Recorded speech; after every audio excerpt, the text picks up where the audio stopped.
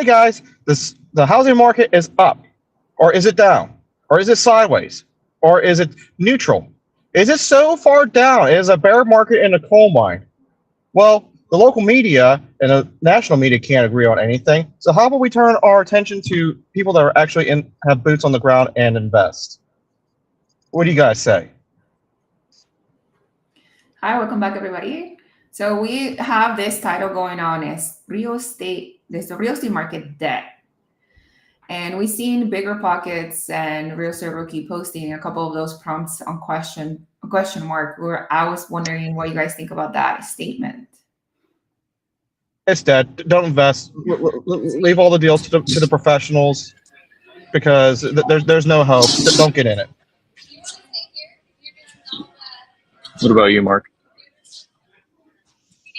Hold on, I'm new to being the guest here. I'm trying to navigate all this stuff real fast. Okay. I'll go first. The guest doesn't have to navigate. The guest has to be just pretty. No, I'm trying to make sure everything is streaming right now. Hold on, you guys can go. So I would say, in my opinion, a lot of the channels, they just have to chase being relevant. And a big thing is just continually talking about the real estate market. Doom is a lot more attractive than saying everything is fantastic, everything's going great. So it seems like more often than not, they like to talk about negative things. So I always tell people, don't even pay attention to what you see in the news as far as like, is the real estate market XYZ? Because it doesn't matter. If you're getting good deals, there's no drop that we've had in history that would make it a bad deal to get in if you get a 20-30% discount, That's my opinion. Yeah, I think there's a hook to like to say real estate is that it is a slow. Yeah, most markets are winter right now. Transactions are low. We just got out of the holidays and everybody's like just enjoying the special activities that you have to do during the holidays. So people are not like actively buying, and we don't have like that stabilization of interest rates, right? Like we pretty much been on a stagnant now 6 to 6.5 interest rates, at least what I've been seeing. So we don't have that fluctuation of up and down. Like I think was it last year in October, we did have a quite a drop on the interest rate to like 5.5, I believe. And that didn't happen like 2025, right? We pretty much were like pretty much the same or not going up and down. And I think that's why people are saying like, well, if we don't know what direction the interest rates are going, then people are not buying. So there's no more of like that race that we saw in like in 2020, 2021, 2022 of like, everything is selling off the market. Everything is just flying off. Everybody's appreciating their assets. There's not more real estate market anymore. Well, plus I like to also add the big thing.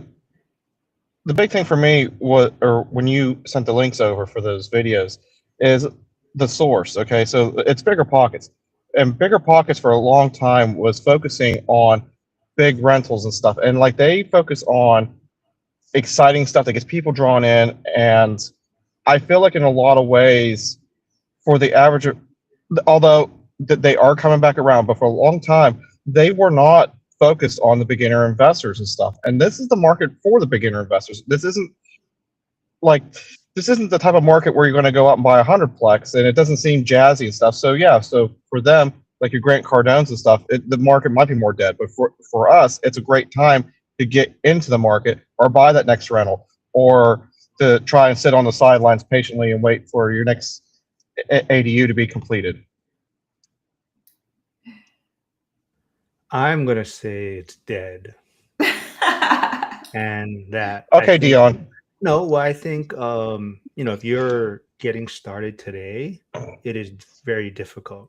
Like if you don't have properties and you haven't dipped your toes in the water type of thing, I think it's very challenging. Where rates are, where prices are, and trying to navigate all of that. So I think, and if you look at where your money is going to be best used, right? So if you can put it in stocks or even crypto or Bitcoin or whatnot, I mean, you're looking at the type of returns with less headaches, right? So I think for someone that hasn't done anything at all yet, and if they were looking at real estate today, they'd be like, yeah, this doesn't really make any sense to jump in now.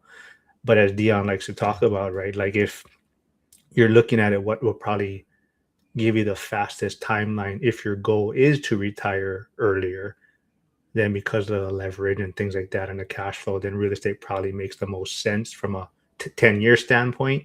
But if you're talking still, I'm going to work my W-2 and I'm going to retire, or, you know, at 65 or 70, then, you know, possibly putting it in like the market or something's going to be a better return, right? If you absolutely haven't started anything at all right today. So that's where I'm coming from. I'm gonna push. Yeah, but don't you think? Yeah, but don't you think that that would help like sharpen their skill set and finding better deals instead of in a weaker market that where you can just buy anything and make it work? They actually can now notice what a truly good deal is versus a okay deal.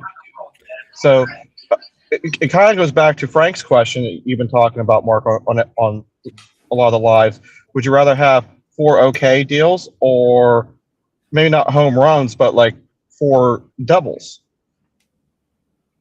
Yeah, but the thing is, like I'm saying, if you haven't done anything, right, and you know, even if you get a base hit, you know, you're looking at it from like I'm getting $200 return right now, right? Where in the stock market or even Bitcoin, I'm getting, you know, whatever 17% return or 20% returns, right? And you don't have the headaches of, you know, tenants, or now you have to become a landlord, right? So I'm looking at it from people that haven't done anything. I definitely see the attractiveness in investing it in something else right now, right? And you know, we always talk about it, right? The 5 years of suck, and we're all going through these little things in real estate where it is kind of challenging. But for a lot of people, when they look at other asset classes, it just makes more sense from a hands-off standpoint, right? I think to push back on that, if you haven't invested before and this is when you're starting 2026, then what your frame of references from before doesn't apply to you, right? Like what we had in 2020 and 2021, like the extreme low rates.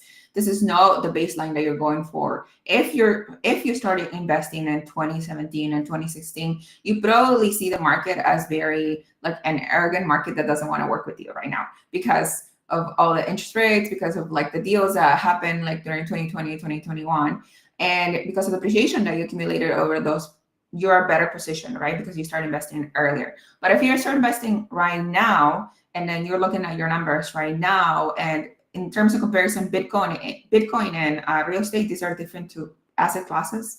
I don't think they're comparable. Bitcoin, you can be 19% up one day, and you could be minus 50% the next day. It's not comparable, right? That's what I would say to that. But if you're starting from right now and your frame of reference is 2026 and the market conditions are as it is, I don't think you should be expecting the market to crush mortgage rates. You shouldn't be expecting crazy appreciation over the next 5 years. You should be looking at market indicators like conservative across, you know, years, not like what we had in the last 5 years. Just want to let everyone know I am a guest today on this live stream, so make sure you jump over to everyone else's channel. They are streaming, so Lynn, Jack, and Dylan are also streaming on their channels. So go subscribe there. So I am a guest and trying to navigate this restream stuff. You know, we're all attacking Mark today. I think I could push back a little bit on what Jack said and what you said, Mark. So with Jack's point of saying like that now is the time to start because it's going to sharpen your abilities, I actually think that if people are getting, and I'm not saying don't get started today, but I'm saying there are going to be more people that get started today that are not going to find anything, and they're going to drop out way faster than if this was a market where it was substantially easier to find something that just made sense.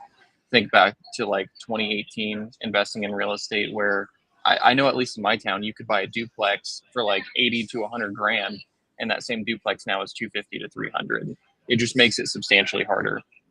I would push back though on the investment side of like which asset class makes the most sense. I always tell people start with real estate because you can get in with a lower amount of money, and especially if you're finding a good deal, something where you're getting 20% off or so. If you're putting 20% down, you're essentially getting a 100% return on your money year one, net whatever the renovation costs are. Just say that's 50% more. So you're getting like a 50% return. Then you get your cash on cash return and depreciation and everything else factored in. And if you're going to be house hacking the first one, that's going to save on your cost of living. So there's a lot of things that can play in your favor. And I think we could spin it 100 different ways of what makes sense in your specific case. It's just going to depend on where everybody is financially, because you might be doing well enough to where adding being a landlord onto your plate is not something that you even want to consider, because you make enough money in whatever you do to just put it in stocks, put it in Bitcoin, or literally anything else that's not going to consume more of your time. So I can see a little bit from both sides. So there is a lot of people commenting in the chat. I do see like Chris Webb, also saying, I would also look at the way you are investing. Bitcoin requires you buy, hold, and sell. Real estate allows someone to buy and earn a monthly stipend without selling. Yes, say that's true. However, it also is, as we've kind of determined like these past few years, it's also definitely the cash flow is not consistent, right? With rentals, and especially in the first 5 years. So I just feel like a lot of people, when they look at it, the returns aren't that great in the beginning. But if you're looking at it, like Dion says, if you're looking at your goal is to be financially free in 10 years, it probably allows you the best opportunity because you can leverage things, right?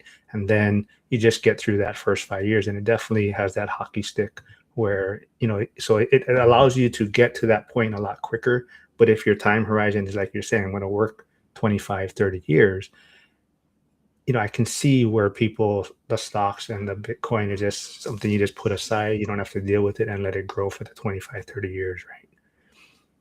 I do think that, I don't know if real estate is the first asset you should be investing in, because real estate, it is the hardest asset, I would say, because it is so management. And even people say it's passive, yeah, it's passive. Somehow, if you set it up to be passive, right, property manager and everything. But if you are actually investing in like managing and on, it's an active business. And if somebody that's starting out today doesn't have a hold of their own finances or their own budget, doesn't track their income and the expenses, and then they just decide, well, I'm going to invest in real estate, and then they don't have an emergency fund, they don't have reserves, they don't have like an idea of what it's actually going to take to time and money away from your household expenses, then I think you probably should start with the easier investing strategy. Yeah, and I think that's to like Yasik's point, most people have a spending problem and they have a hard time saving up the money, right? So even that's why like the retirement accounts are so attractive, because you can just have them taken like, directly out of your paycheck and you don't even really see it. So you don't know it's there. And that's what makes it so simple. But yes, I want to start a daycare. I said that on the other live stream the other day. That's the biggest return, probably 2025. I don't understand the daycare. What was going on with that? Oh, I don't know. What do you guys want to do? I mean, You can explain it, Mark. Yeah, you can well. I didn't know what they're talking about either.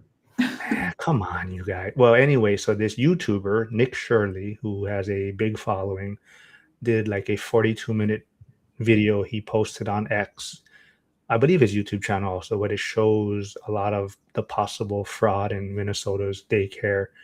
That could be run by anyone, but just so happened the ones he represented was run by Somalians, showing that basically there was no kids there when he went to these locations, or there was no like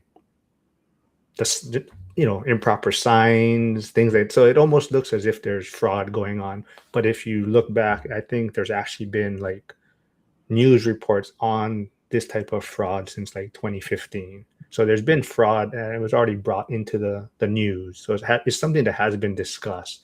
So it's not like a whole new event, but he just had a video showing that like, oh, he went to this daycare at this time, like the doors are all locked, there's no kids there.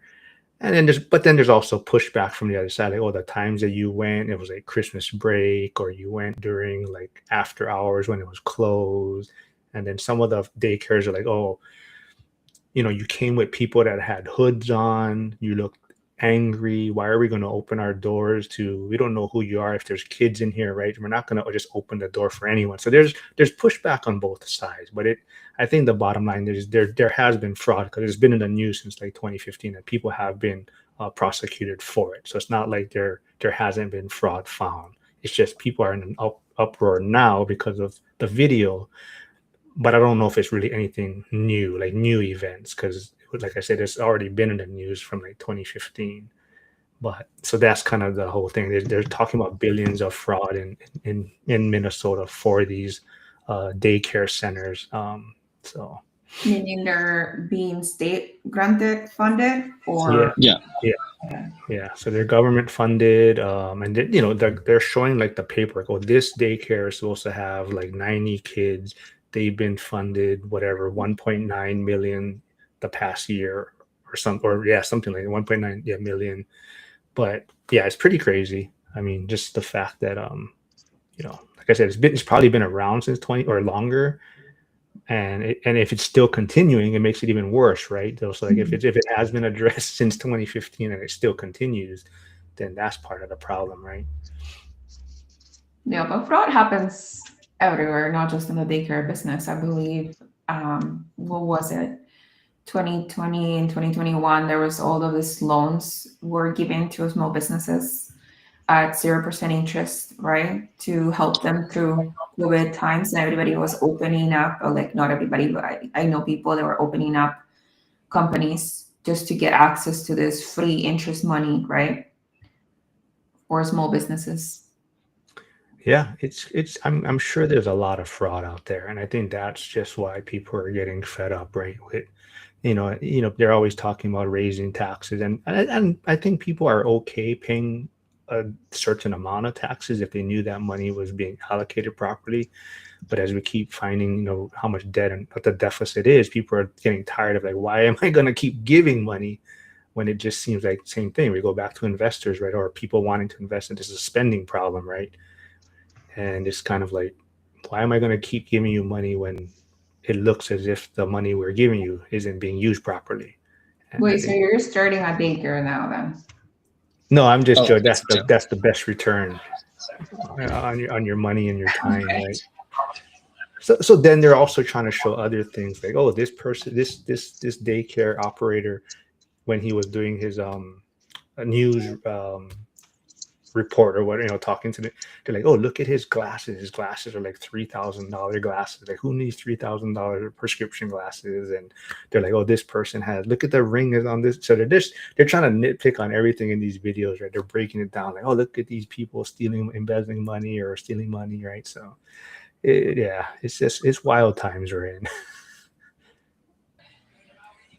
Yeah, I think we still had a similar uproar with the issue with the PPP loans, where people were essentially just like taking the money, but people went to jail for that, and people are also going to jail for what has been found out in Minnesota. I believe there were already people indicted before before Nick's video even came out, but yeah.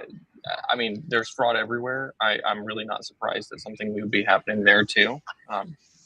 It is what it is. People try to find ways to steal money from the system if they can. This is an interesting question. What are some legitimate ways to be paid by the government? Well, hey, I just got my first Section 8 check today. That's what I was going to say. Yeah, that's the first thought I had too. Yeah.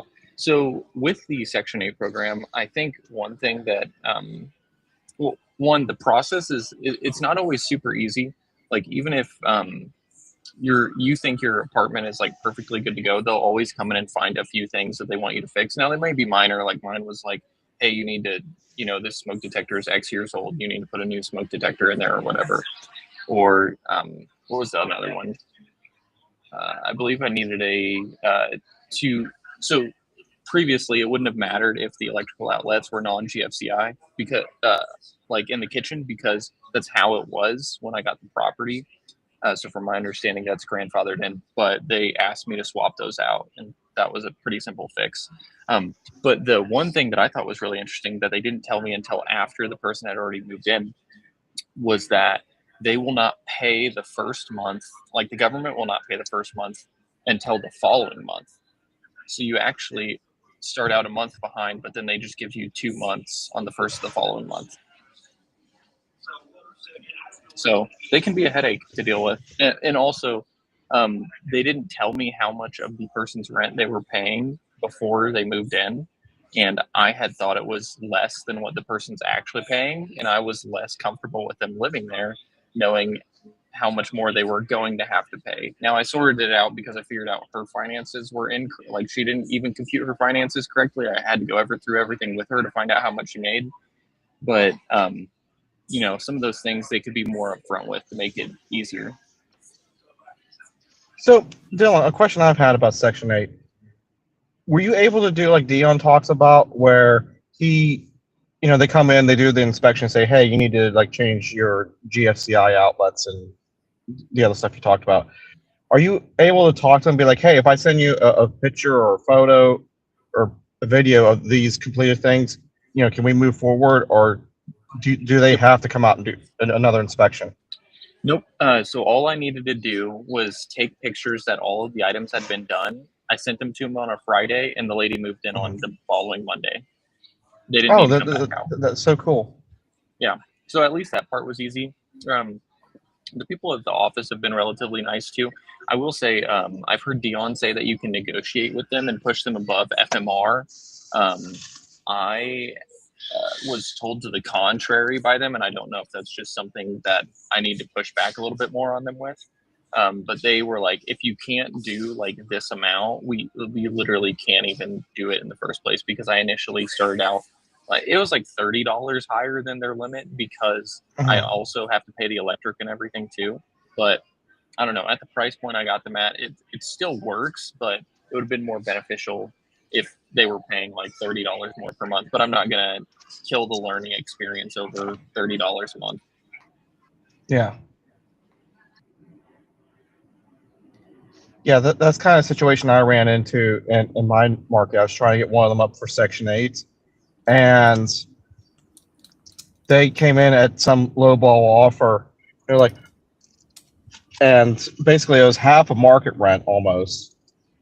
I was just like, I can rent this out for literally double of what you want to pay me. Well, that's just the best we can do.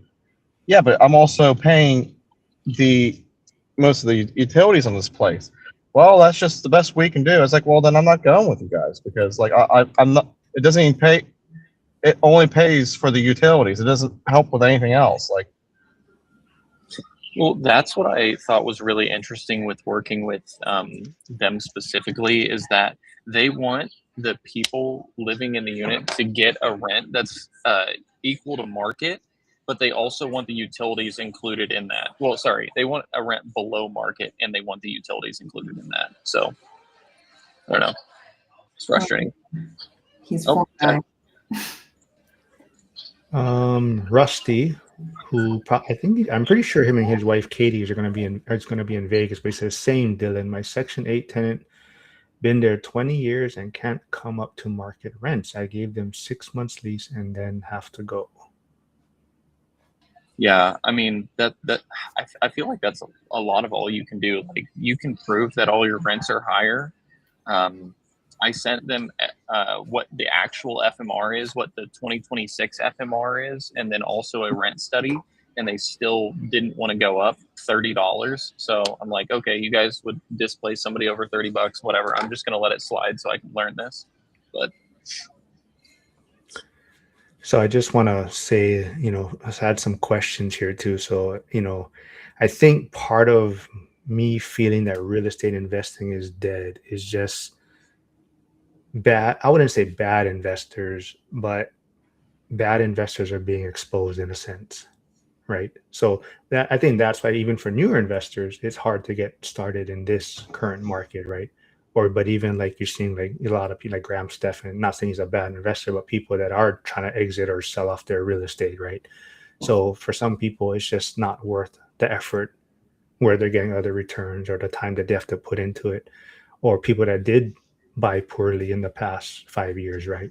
So now things are coming back. You know, they didn't realize maybe their taxes were going to go up, right? If they're buying in Texas and they didn't realize how much their taxes would jump up. So if things were too slim on their underwriting, then now they're trying to figure out how to exit or how to fix things, right? So I think definitely it is challenging for a lot of people trying to look at real estate currently. Like if they were to jump in now, I mean, like you're just seeing a lot of people trying to sell, right? So I think it is hard for new people to take that leap, and that's why like this community and everyone sharing their journey is super helpful to get people started, though, if they really want to. Yeah, I wouldn't fight that it is harder, like the tech conditions, but I also would think of it as a bigger system, like macroeconomics and microeconomics, right? Like we are subjected to what the economy does. In reality, even in your regular W-2, like if let's say the Bay Area lays off a bunch of people, some people in our area are going to be affected. Like I have engineering friends that were affected when they were doing layoffs, government shutdowns, contracts layoff earlier in the year, right? And that affected like that family member, but so much so like interest rates and like what the economy is doing right now, it does affect real estate, what's going on around you. So I guess like Super says, it comes in cycles. So different years will present different opportunities for you. I think there's been a massive switch into like higher cash flow kind of thing, like assets like co-living, like Airbnb, renting by the room and things like that. What the trend is being like, but just 2 years ago, it was syndications. Like everybody was operating as syndication. If you were to go to any real estate meetups whatsoever. And then burrs were like 2020, 2021. It was like bread and butter. Burrs was like the thing to do. For this economy, what are you guys thinking the opportunities are? I think this is going to range widely, actually, depending on each individual's market. Like, I think the only people, I don't think any of us are going to have the same answer, because even like me and Mark, we're in the same market, but we invest differently. So I think each one of us is going to have a different answer on this one. I'm thinking new builds, and I don't know about multifamily. I have a feeling there's going to be a lot of opportunity in the mixed use and just other types of commercial space. I know flex has been really popular lately. That's the one everybody's been gravitating to. So I'd probably say not that one. If you see a type of real estate trending all the time, really popularly, generally all the, I would say like alpha that you can get in that specific sector is just getting destroyed by everybody that's competing because they're willing to pay the highest prices possible. I think something that will never die, though, is just being able to get creative and find different ways to make more money out of properties, whether it's properties that you already have or properties that you're looking at. Are you, like in your instance, are you able, you didn't buy this house as an investment, did you, that you live in currently? No. But you were able to put an ADU on it, and it probably makes it significantly more valuable. And is there a possibility that you could even section off this ADU onto a different parcel and sell it separately? No. Oh, you can't do that. Okay. Well, I tried, but just getting creative. There's something called tenants in common. It's called TIC, if I'm not mistaken, and it would be like a condo that I sell separately, but it would be like a condo thing. So I would still be owner somehow. Tenants in common. Yeah. Yeah, I've just heard of people I don't know if it's California. I feel like I've heard of it in Washington, where they'll have like something that used to be an ADU, and they're just essentially getting the lots divided and selling off the ADU by itself. Mm-hmm. There's a possibility of doing that same thing here as SB9 split, but then prior to that, you will have to split all the utilities. So sewage, different water, different electricity. Yeah. Yeah. Going back to the chat a little bit, I did see that old guy REI threw in the chat. He said this kind of honesty helps others realize that they're not alone in questioning the path they're on. Yes. Also, I just like people actually hearing the truth, because if you hear stuff from for example, Revature Consulting all the time that everything is doom and gloom, or you hear stuff from people that sell courses that everything is fantastic and you can make millions of dollars with zero money. Like, yeah, it makes both sides of the spectrum just seem so crazy, and I feel like it confuses people and they don't know where to get started. Whereas if you're just able to like focus on doing your thing, find some people doing that thing that can be honest with you, it makes it easier to push forward because everything doesn't seem impossible. I want to touch on what Trade Better asked. What are your thoughts on small run home healthcare businesses? And I'm not an entrepreneur. I've seen a lot of people that do this successfully, like running the not residential assisted facilities, but a small, what are they called? RIFs, I think they're called, which you can have like up to 8 patients or 8 people that need assisted living necessities in one home. And they're not subjected to the same thing as assisted living's qualifications would need to be, but I've seen the potential on this. Personally, I think it's too much work for this squeeze. Yes, you can. I believe one of the people that I know said they get $3,000 on net profit per person that they house, and they house 8 people, which sounds profitable. But it is a 24-hour business, because you are housing people that need, like, let's say, memory care, or they need constant medication appointment, and they might need people that wander off, and then other things like that. So I think it's a lot of work, but there's residential care facilities that go and like get nurses from overseas and bring them over here, and then pay them, sponsor the visas, and then pay them significantly less that you would pay somebody here. So there is a lot of ways of maximizing the profits and the business. But personally, I wouldn't touch the model. You know that Aaron does that, right? Like that Aaron Amin. Aaron does it to a higher quality. I'm talking about a lower quality of residential assisted living. Well, no, so that's what he's doing. That's what the project now is. But his first one, he had like a house that basically was converted into what you're saying. So like they had 24-hour care.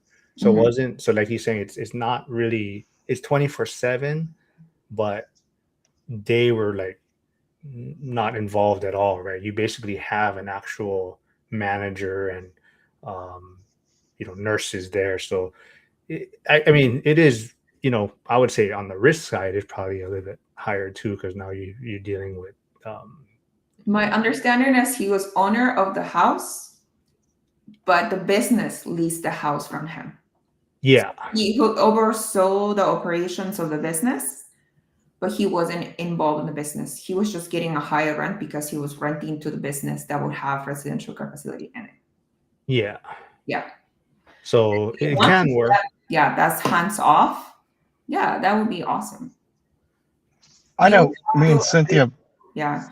You had to agree to so many modifications in the house too, for that particular thing. Yeah. I know me and Cynthia were talking about doing something like that because she's very much involved in taking care of the elderly and stuff in her current role, and she likes that aspect of it. So that was something in real estate that kind of caught her attention, and she was wondering how we could maybe put something together. And I told her that we should probably try to talk to Aaron when we're out in Vegas. Mm-hmm.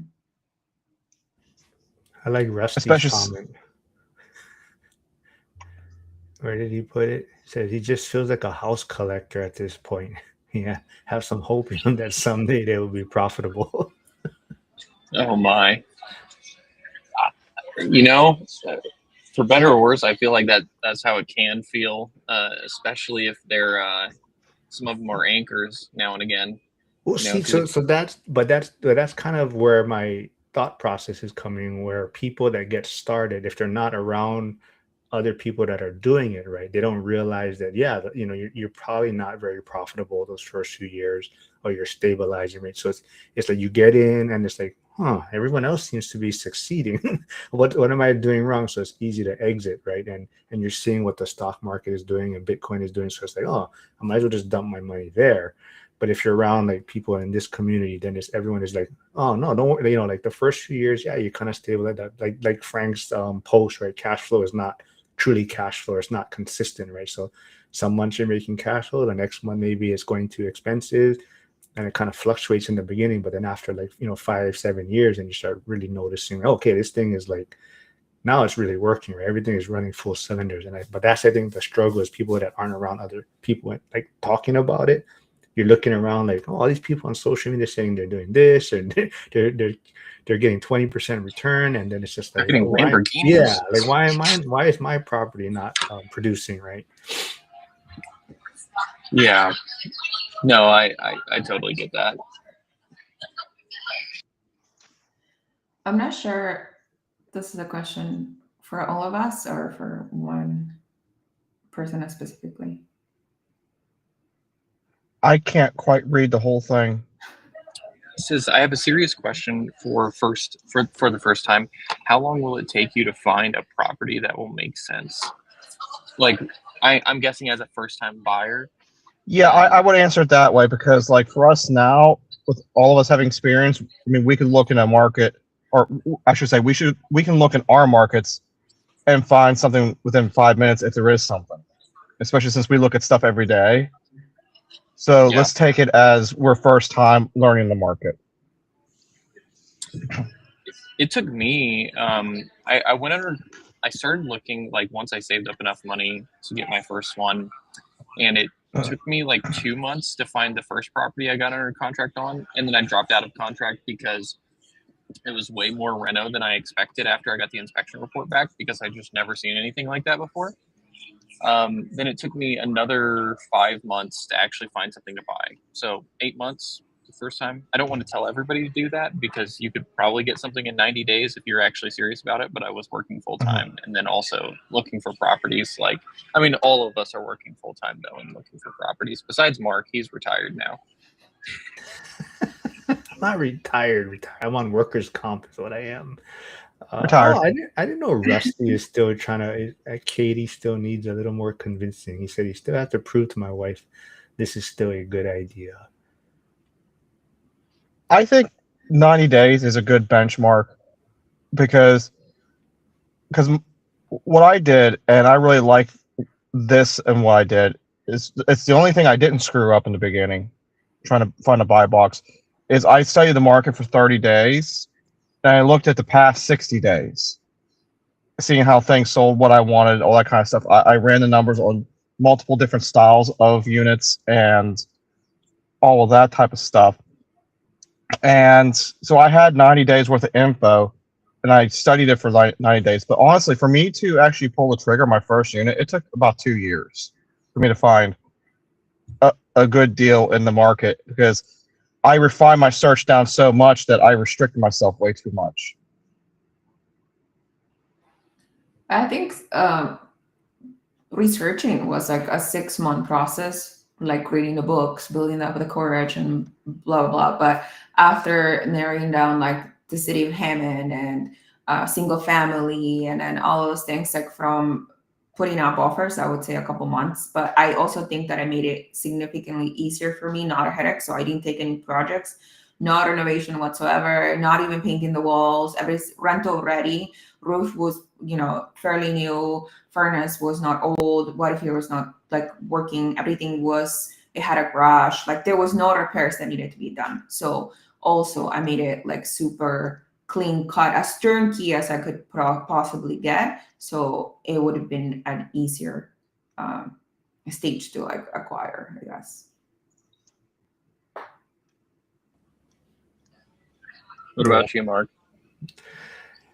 I think it just depends on your personality, right? I think some people are able to jump in quicker.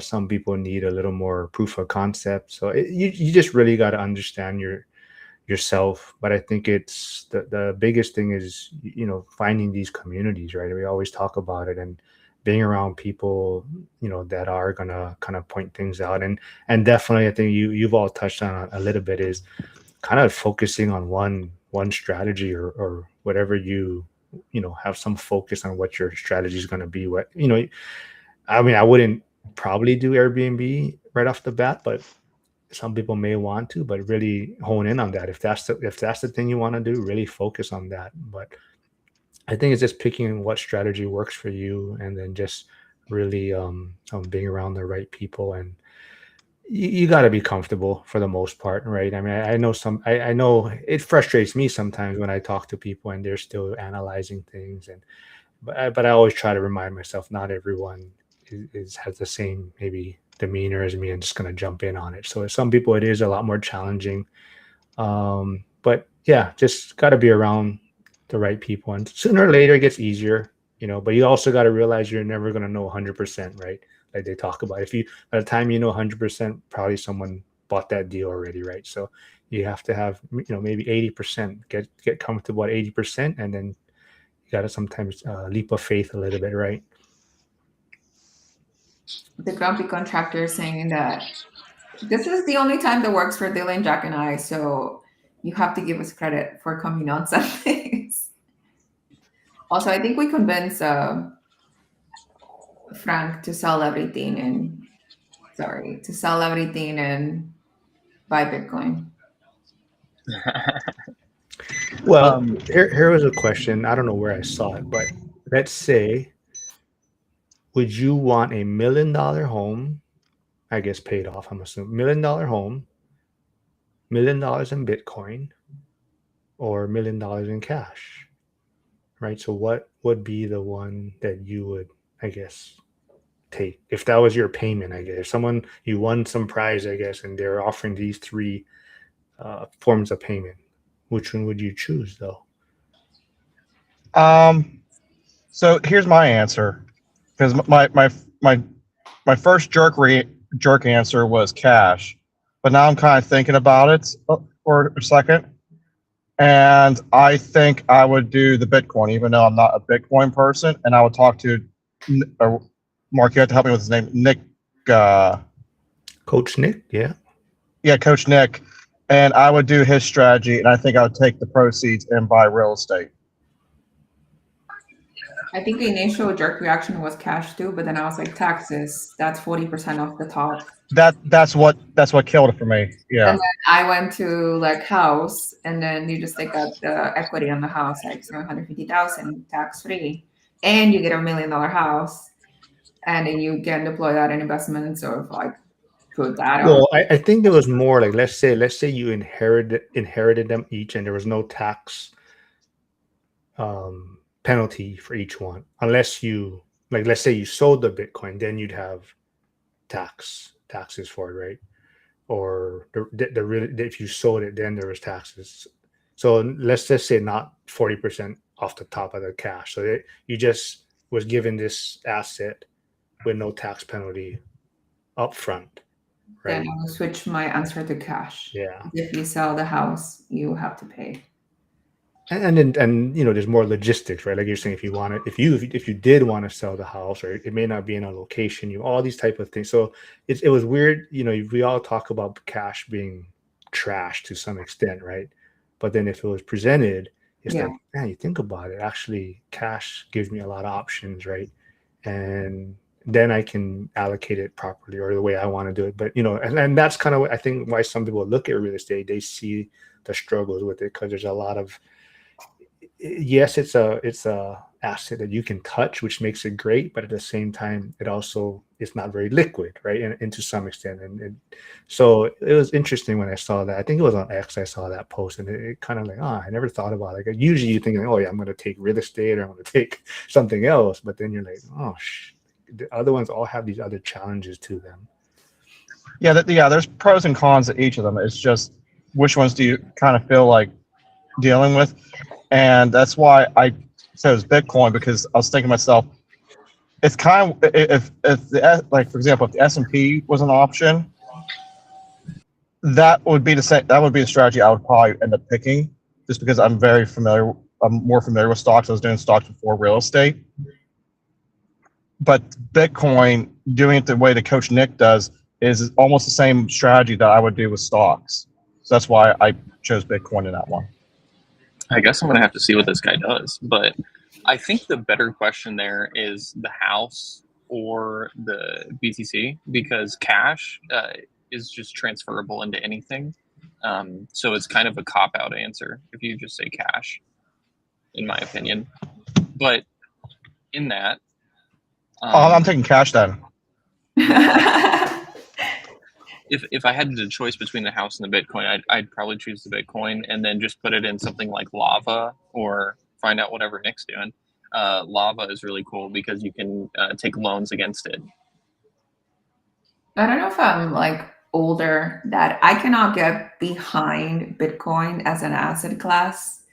Like I understand the whole concept of currency that you cannot be tracked and that you can leverage however you want and everything, but it is not backed by anything that but the technology in itself, and I just can't get behind that. Like it's everybody has to be in agreement that this is going to be the current currency, not just like here locally and United States, but globally, right? And it's been some attention too, but it's still not currency. It's still not like accepted everywhere. So for me to have that type of volatility, it's just a made up money, even though the dollar is also a made up money, but the dollar is also very much acknowledged anywhere on the world. Well, here's the thing too, okay? And this is why I agree with Lynn. So Ryan All-Nighter Hider, he was talking about, I think he was saying he was following someone who travels different parts of the world once a year and stuff. And they make a part of the challenge is they'll stick with one currency for the entire trip. And so like 1 year they would do gold, 1 year they'll do silver, 1 year they use just Bitcoin, and 1 year they use like the American dollar. And he said the hardest one to use is Bitcoin, because like these other countries they're not necessarily developed enough to have the infrastructure. Like they say, oh, it's a Bitcoin ATM, and you go there and they're like, we have no idea what you're talking about. So, but what they do want typically is either the US dollar or gold, and not even like expensive gold. Like they want like jewelry gold.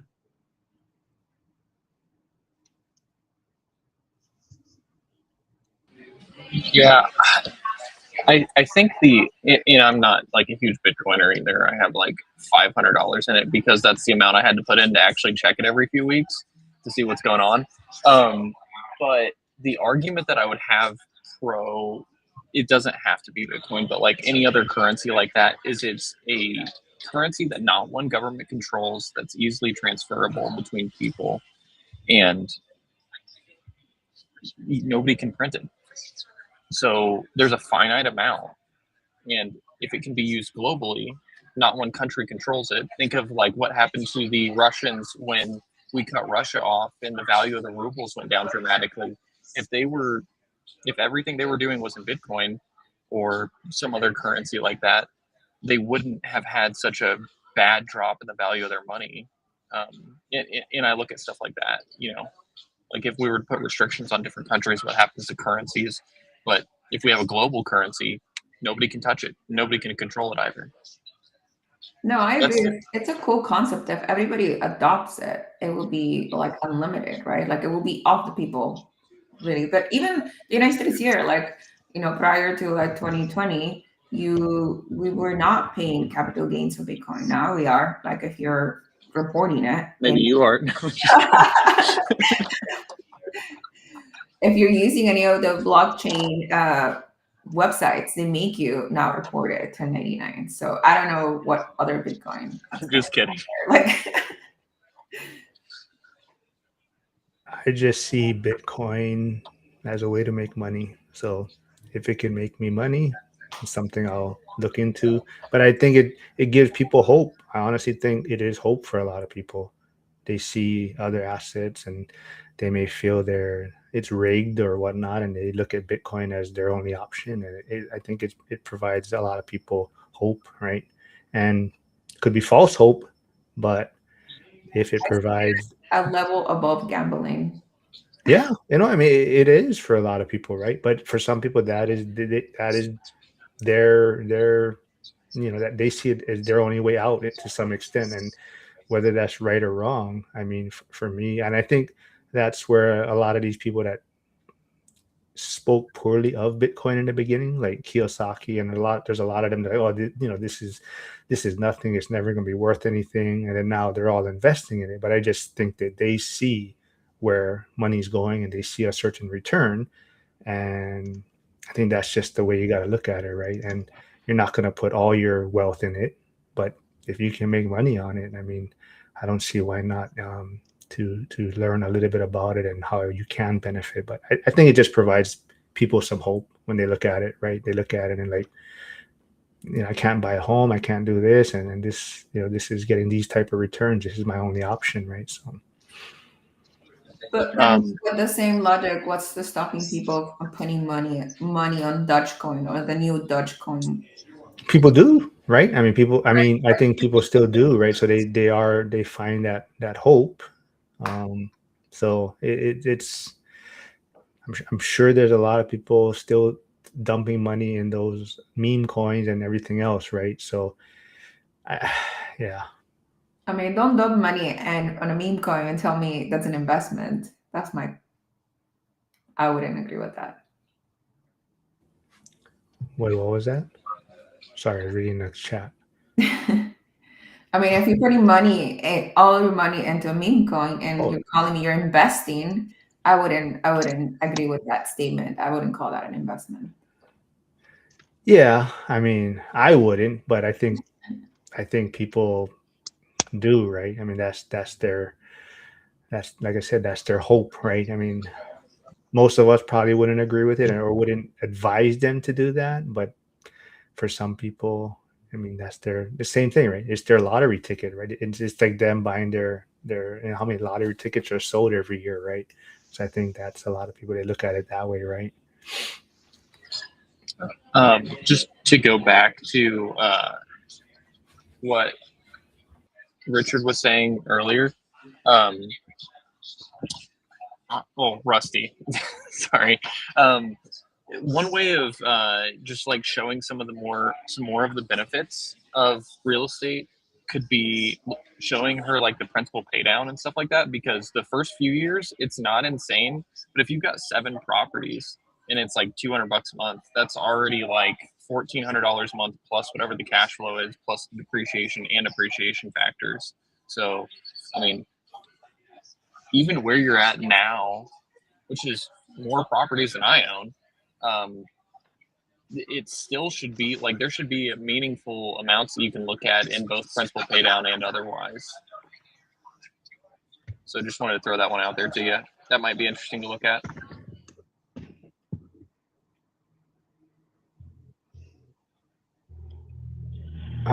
More if Lynn's plan is to stay in California, though.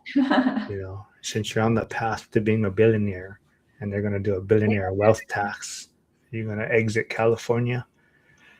Yeah, I'm fixated on not buying any more properties right now, but I'm also getting fixated on adding another ADO to my property. So I don't know, but now it's going to look like a Frankenstein kind of house. And I don't know if that in turn will become like a point of not being able to resell this house. But then I'm also thinking, would I ever resell this house? I don't know. So units in one single land lot. Would you foresee problems selling that house in the future if I have to? 3 units on a lot in Are you in like a really good area? Yeah, I'm in a suburban area of Los Angeles. And when you say it's going to make it look like a monster house, these are actual separate parcels, right? Or not parcels, sorry, separate buildings. They're not all like the third one would be attached to the main house. Yeah. Yeah, I don't like that as much. I liked when they were all separate buildings. I mean, you can do what you want. Of course I can. But are you going to stay in California?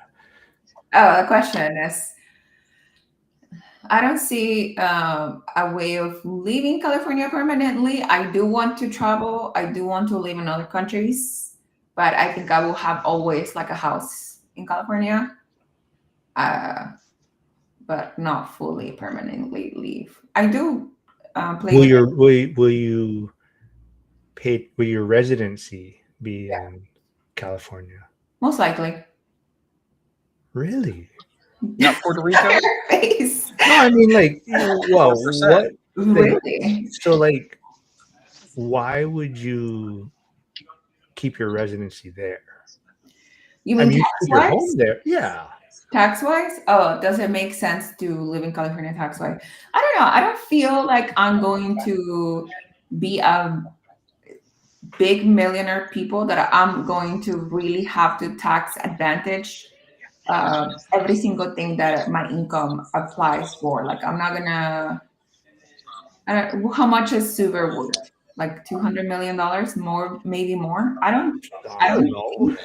I don't like it. It would make sense if you're worth $200 million and you make $2 million from rental income, that you want to maximize how much rental income you're getting by moving to a state that has no state income tax. Like I understand that, but I don't think my goal is to be as big as Super. And I think it's fine with all of the tax advantages that we get from real estate to be living still in California. But who knows? I reserve the right to change my mind.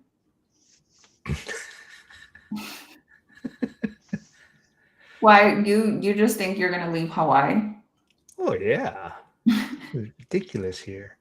We're gonna have a green, what are we, green climate tax we're having. We're like the first place to implement that. But it's Mark, not you gotta make it's not a tax on us. It's a tax on the visitors. So the people that are visiting are now gonna have to pay. I don't know exactly how it is, but it's gonna be a tax on basically visitors, because you're using our resources to some extent, or polluting our climate and our, so you're going to pay higher taxes or whatever you're purchasing, I guess, maybe. Yeah, but interchanging on that, I was speaking with Brano the other day, and he was living in Texas. He's living in Texas, right? Not the income tax, but his property taxes way more than take over what the state income tax in California would be. Like, I don't. It's about. It's almost the same as different exchanges. I think another thing to consider is what kind of taxes are you going to be paying? Like, are you going to still be having to pay taxes in the state that all of your properties are in? Or what kind of taxes? Because I know you will at least pay property taxes. Like I know, for example, one thing that was really popular when I was in the agency space is people would move to Puerto Rico, because if you have an online business that's ran from Puerto Rico, you pay like 0% capital gains and 4% income taxes or something like that. I mean, it's ridiculous. But we never did that because, well, one, it sounds like this is your opinion too. If you make a lot of money and like, it doesn't, like, just enjoy where you want to live, and the taxes are part of that. Like, we don't have to optimize everything. So if we pay 20% instead of 4%, it is what it is. You know, we're still paying less than people that are actually working on the rentals and stuff, you know. Like Dion said, he lives in Washington and he hasn't paid taxes in how many years at all?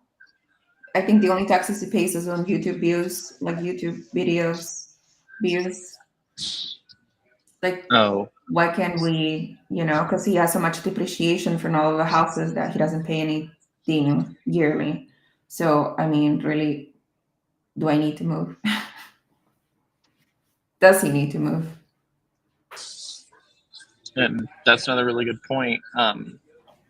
Now, I don't know how he's doing that. I guess I would have to figure out, like, with an accountant or something like that, like how something like that could be done. Because from my understanding, you have a maximum write-offs if you're fully employed somewhere else of like $25,000 a year, and that starts to phase out after you make 100K. So if that's active versus passive income, like you can't take passive losses and put them on your active income. So I don't know how he's doing that unless he's got real estate professional status. Because no, I think he doesn't have any active income right now. Hmm. He only lives purely off the cash flow. Hmm. So does he not need real estate professional status to take all those losses then? No, it's all on the passive side because so he has no active income. So I think that even when he says it, he always says, "I've never paid taxes on my rental income." Yeah. I believe is what he says. So he doesn't say, "I've never paid taxes on income." I think the way he says it is, "I've never paid taxes on my real estate or my rental income," or something to that extent. No, that makes sense. Okay, I was thinking that everything wrapped together, he was paying no taxes without real estate professional status, and at least from the. Oh, sorry. Go ahead. No, I was going to say a play on words. I think it's just the way he presents it. So Yes. Oh, looking forward to the day that you have to actually write a check to the government. I write checks every year, so I don't. Yeah, I don't look forward I don't to it look at forward all. to that. Yeah, when you have to write a multi-5-figure check to the government, it's never awesome. well, I got about 10 minutes left. So Jack, you had some questions, I think. Yeah, so I figured we would end things, just go one time around with everyone. What steps are you taking to achieve your goals in 2026 currently? Going to the Vegas event. Retiring. Yeah, mine is more focused. I gotta just get some things in order before I actually leave. Like, I gotta clear some things up. I don't know how the whole process works. That's why if for the workers' comp, and if I do retire, and if I do look into medical stuff like that, I don't know that whole process. I gotta just navigate that side of things. That's more what I gotta focus on. I'll probably wait till I get back from the event, though.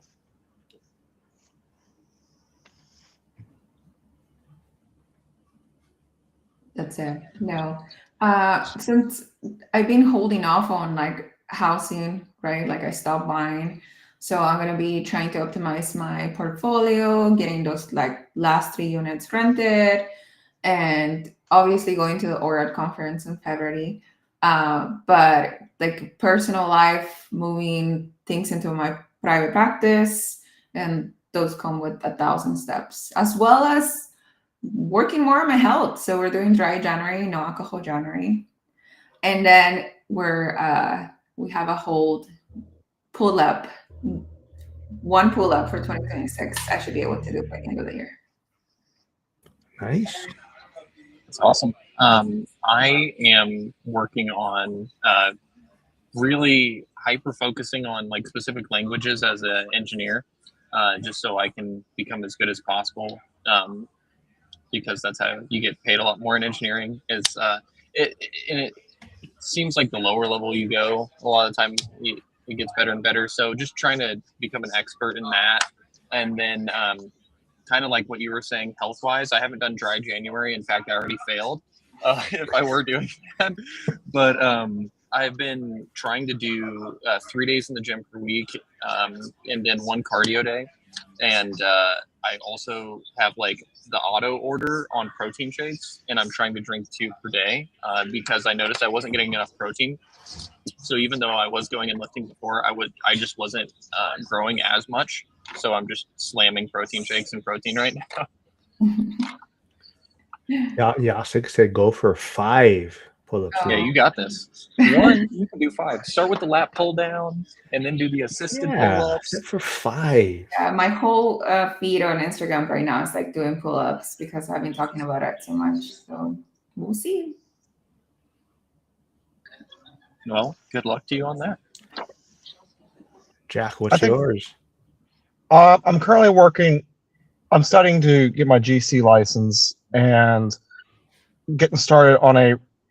Well, I shouldn't say getting started. I'm going to finish the renovation project that I've been prolonging and not wanting to do, but getting that finished, buttoned down, that unit rented out, and seeing you guys in Vegas. That's awesome, GC license. I want to do that Yeah. in the future. Yeah, I don't know. I was hesitant on doing it at first, but I just feel like it's the most practical next step. And then you're going to convince Mikey to move to Pittsburgh? Is that part of 2026 plans? No, I'm working on that for 2027. I can't handle too much after eating that potato on January 1st. Are you making another in-person meetup event in Pittsburgh? Is that the plan also? I believe we are. I just don't know. I just haven't figured out when. Everyone keeps wanting to see it Pittsburgh in the winter. I'm just like, and I keep thinking to myself, there's nothing really to see. I mean, it's not that horrible of a city when it comes to weather, and a lot of the stuff that they want to do, and as far as the Pittsburgh thing the event goes, I was like, you can't do most of it in the winter. Like, you're not going to want to go out and walk the streets and when it's 20 degrees outside. Oh, watch out, Jack. Jacek is going to do monthly check-ins on your progress, he said. Let's go. Jacek is starting to go to Pittsburgh in a couple weeks, so you guys may have a small meetup. Yeah, I'm looking forward to it. You know, are you going to the Gary meetup, Lynn, or just outside of Gary? Well, I can't travel unless I have travel points, so no points right now. Yeah, I think that he's being banned from in-person events. Well, we'll see if he gets arrested in Vegas or causes any trouble. Arrested? Who's arrested? Wow. I'm scared now. Brady says Dylan sounds like him 15 years ago. Oh, protein shakes. Yeah, so Brady's coming out with a book. He says it's a real estate investing kind of, I guess, method that no one really talks about. So he has a He's YouTube a builder, channel. right? Yeah. So he has so go follow him on YouTube. I don't have his channel linked here. Or Brady, if you're here, you can put your channel in the chat. Shoot me a message on the gram. Vegas is not trouble, Brady. I mean, it can be, but for the event, it's people just pretty much hanging out together. So, Brady, I'm going to convince you to come to Vegas for the event. I will say, there's nobody gambling. Yeah. No. I want somebody to go hardcore. I want to be there to watch it, but like not do it myself. You know what I mean? Doesn't Dion gamble? Like, I think Dion. Yeah, some people gamble, but they kind of go on their own time. Yeah. Like, Yeah. Mm-hmm. yeah. No, Jacek, knock it off. There's Brady's YouTube channel, everyone. So if you can go jump over there also. But Carrie's here, Charles's wife. But so there's a Gary meetup. I think it's January, I forget, maybe 17th, 18th. Hyder posted it in school. I'll go look for it. Or tell your husband, go do something and stop goofing around. But He can go. He's close by. Yeah. I could. It's like a 2.5 hour. Are they doing it in Maryville again? It just says just outside. So I was joking about that. It says just outside of Gary, so people can feel safe to go check it out. Could we do Chicago then? You should convince him. No.